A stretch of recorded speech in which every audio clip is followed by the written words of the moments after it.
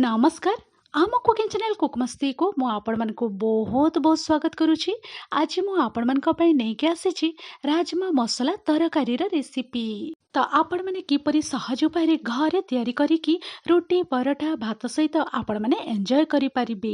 तो एई प्रोसेस रे जदि आपण माने राजमा मसला तरकारी तयारी करिबा पई चाहउछंती ताहेले आपण माने वीडियो को प्रथम रु शेष पर्यंत देखंतु एन्जॉय करंतु। आशा करिबे आज रे तरकारी रो रेसिपी आपण मन को निहाती भाबरे पसंद हेबो। आज रे राजमा मसला तरकारी रो रेसिपी टिके भी जदि पसंद हेले लाइक शेयर कमेंट तो निहाती करिबे। चैनल रे जदि नुवा ताहेले कुकमस्ती चैनल को सब्सक्राइब करबा पई जमारे भूलिबेनी। ताहेले बे चलंतु डेरी न करिकि आज रे अति सहज उपाय रे असुआदिया राजमा मसला तरकारी रो ए रेसिपीटी को आरंभ करिबा। तो ए साइड रे मु आपण मन को एठी देखि दउची गोटे बड़ जगह रे 2 कप पाखापाखि नहीं जाइथिली राजमा को थरे मु भल भाबरे धोई देइथिली।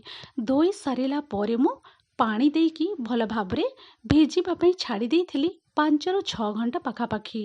आ एठी मु आपण मन को देखि दउची 5 रु 6 घंटा परे आ राजमा भल भाबरे भिजी जाइछि। आ सब पानी को मु ड्रेन करि देइथिली। गोटे रु 2 थर भल भाबरे मु पानी रे धोई देइथिली। धोई सारिला परे एठी मु आपण मन को देखि दउची। आ देखि के आपण माने जानि पारुथिबे राजमा बहुत ही भल भाबरे फुली जाइछि। तो एबे पूरा पूरी रेडी हे जाइछि।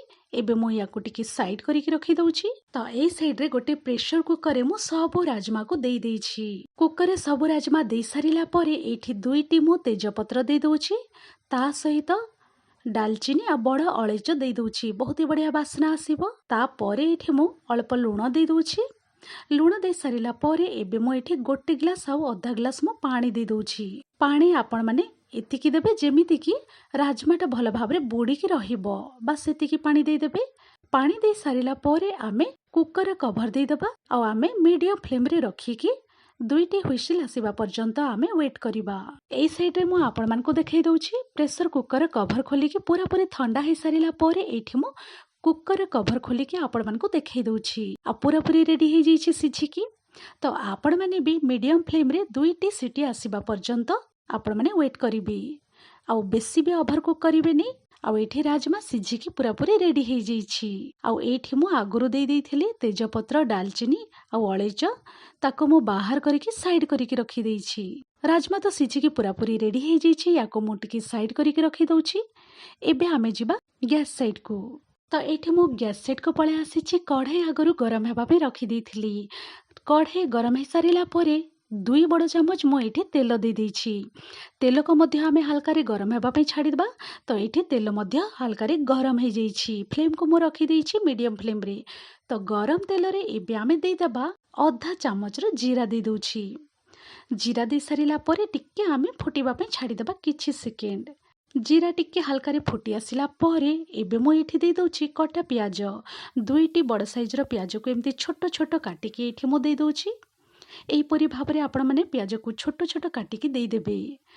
प्याज काटा देई सारिला परे एबे आमे मीडियम फ्लेम रे ही रखि दबा फ्लेम को। आउ आमे लाइट गोल्डन ब्राउन हेबा पर्यंत आमे भाजी दबा प्याज को।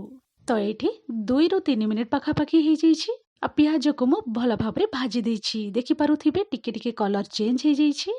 तो एबे मु एठी दे दउछि अदा रसुण रो पेस्ट दे दउछि। गोटे चामच आ आधा चामच एठी दे दउछि अदा रसुण रो पेस्ट दे दउछि। अदा रसुण पेस्ट दे सारिला परे एबे आमे लो टू मीडियम मझिरे रखि दबा फ्लेम को। आउ गोटे रु 2 मिनिट आमे भाजी दबा। अदा रसुण पेस्ट रो गंध जीवा पर्यंत टिके आमे भाजी दबा। तो गोटे रु 2 मिनिट पाखापाखि हे जाइछि। अदा रसुण पेस्ट मध्य भाजी हे जाइछि हल्का रे।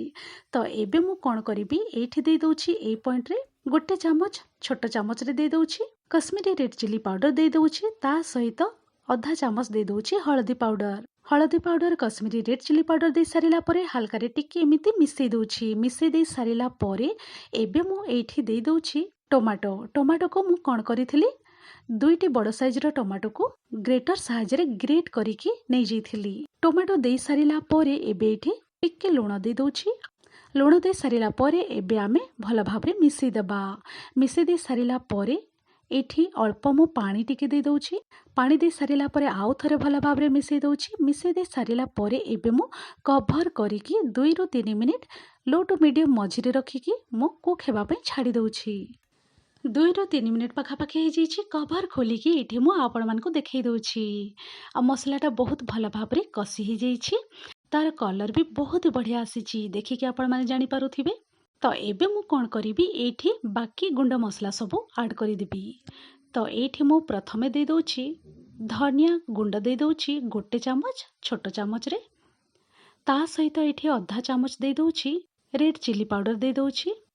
ଆଉ ଏଇଠି 1 ଛୋଟ ଚାମଚ ଦେଇଦେଉଛି ରାଜମା ମସଲା ଦେଇଦେଉଛି। 1 ଛୋଟ ଚାମଚ ରାଜମା ମସଲା ଦେଇଦେବେ।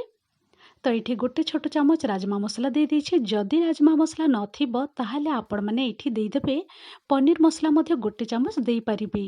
ତା ସହିତ ଏଇଠି ଦେଇଦେଉଛି କସୁରୀ ମେଥି ଦେଇଦେଉଛି। ଏବେ ମୁଁ କ'ଣ କରିବି, ଭଲ ଭାବରେ ଏତିକି ଜିନିଷକୁ ମିଶେଇ ଦେବି। ମିଶେଇ ଦେଇ ସାରିଲା ପରେ ଏଇଠି ଟିକେ ମୋତେ ପାଣି ଦରକାର, ତ ମୁଁ ଆଉ ଅଳ୍ପ ପାଣି ଦେଇଦେଉଛି। ପାଣି ଦେଇ ସାରିଲା ପରେ ଆଉ ଥରେ ଭଲ ଭାବରେ ମୁଁ ମିଶେଇ ଦେଉଛି। ମିଶେଇ ଦେଇ ସାରିଲା ପରେ ଏବେ ମୁଁ କ'ଣ କରିବି, ଲୋ ଟୁ ମିଡ଼ିୟମ୍ ମଝିରେ ରଖିଦେବି ଫ୍ଲେମ୍‌କୁ। ଆଉ ଏଇ ମସଲା ସବୁକୁ ଆଉ ଥରେ ଭଲ ଭାବରେ ମୁଁ କୁକ୍ ହେବା ପାଇଁ କଭର୍ କରିକି ଛାଡ଼ିଦେବି। ଆଉ ମଝି ମଝିରେ ମନେ ରଖିବେ ଟିକେ ଟିକେ ମିକ୍ସ କରି ଦେଉଥିବେ। ତ ଏଇଠି ମୁଁ କଭର୍ ଖୋଲିକି ଆପଣମାନଙ୍କୁ ଦେଖେଇ ଦେଉଛି। 3 ମିନିଟ୍ ପାଖାପାଖି ହେଇଯାଇଛି। ଆଉ ମସଲା ସବୁ ବହୁତ ଭଲ ଭାବରେ କଷି ହେଇଯାଇଛି। ଏଇଠି ମସଲା ଆଉ ତେଲ ସେପାରେଟ୍ ହେଇଯାଇଛି। ଏମିତି ଆପଣମାନେ ବି ଲୋ ଟୁ ମିଡ଼ିୟମ୍ ମଝିରେ ରଖିଦେବେ ଫ୍ଲେମ୍‌କୁ ଆଉ ମସଲାକୁ ଭଲ ଭାବରେ କଷିଦେବେ। ଯେତିକି ଭଲ ଭାବରେ ଆପଣମାନେ ମସଲାକୁ ଭାଜିବେ ସେତିକି ହିଁ ତରକାରୀର ସ୍ୱାଦ ଲାଗିବ। ମସଲାକୁ ମୁଁ କଷିକି ପୁରାପୁରି ରେଡ଼ି କରିଦେଇଛି। ଆଉ ପୁରାପୁରି ରେଡ଼ି ହେଇଯାଇଛି ମସଲାଟା। ତ ଏବେ ମୁଁ କ'ଣ କରିବି, ଏଇ ପଏଣ୍ଟରେ ଦେଇଦେବି ସିଝେଇକି ରଖିଥିଲି ଆଗରୁ ସେଇ ରାଜମା ସବୁ ଦେଇଦେଉଛି। ସବୁ ରାଜମାକୁ ଦେଇ ସାରିଲା ପରେ ଏବେ ମୁଁ ଆଉ ଥରେ ଭଲ ଭାବରେ ମିଶେଇ ଦେଉଛି ମସଲା ସହିତ। ଏବେ ଏମିତି ଦେଖିପାରୁଥିବେ ଭଲ ଭାବରେ ମୁଁ ମିଶେଇ ଦେଉଛି। ମିଶେଇ ଦେଇ ସାରିଲା ପରେ ମୁଁ କ'ଣ କରିବି, ମିଡ଼ିୟମ୍ ଫ୍ଲେମ୍‌ରେ ରଖିକି ଏମିତି ହିଁ ବିନା କଭର୍ କରିକି ମୁଁ କୁକ୍ ହେବା ପାଇଁ ଛାଡ଼ି ଦେଉଛି 3 ରୁ 4 ମିନିଟ୍ ପାଖାପାଖି। ତ ସିଝେଇକି ରଖିଥିଲି ସବୁ ରାଜମାକୁ ଏଇ ପଏଣ୍ଟରେ ମୁଁ ଦେଇଦେଉଛି। ଦେଇ ସାରିଲା ପରେ ମସଲା ସହିତ ଭଲ ଭାବରେ ମୁଁ ମିଶେଇ ଦେଉଛି। ତ ଏହିପରି ଭାବରେ ମସଲା ସହିତ ଭଲ ଭାବେ ଚାରିଆଡ଼ୁ ମିଶେଇ ଦେବେ।